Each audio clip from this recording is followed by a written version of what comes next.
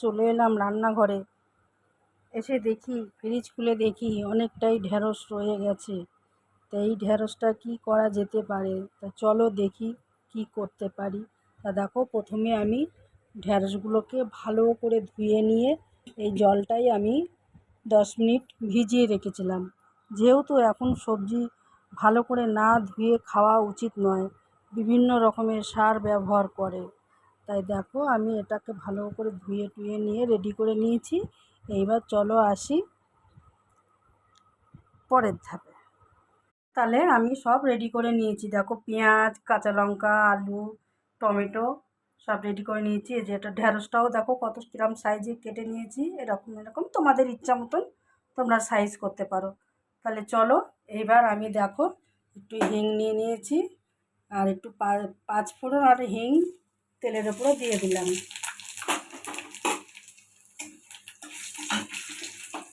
গ্যাসটা আমি আগেই জ্বালিয়ে দিয়েছিলাম।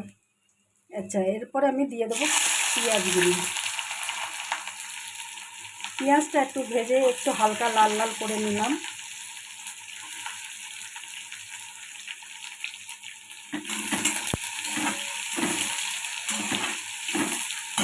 এরপরে দিয়ে দেবো করে নিই 1 চামচ দিয়ে দেবো জিরের গুঁড়ো, 1 চামচ দিয়ে দেবো লঙ্কার গুঁড়ো, আর একটু দিয়ে দেবো ধনের গুঁড়ো, একটু দিয়ে দেবো হলুদ গুঁড়ো,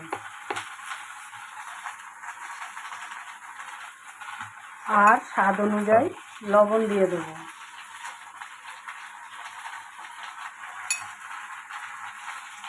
এরপরে দেখো এটা আমার একটু ভাজা ভাজা হয়ে গেছে। এবার সব মশলাগুলো আমি দিয়ে দেবো এতে।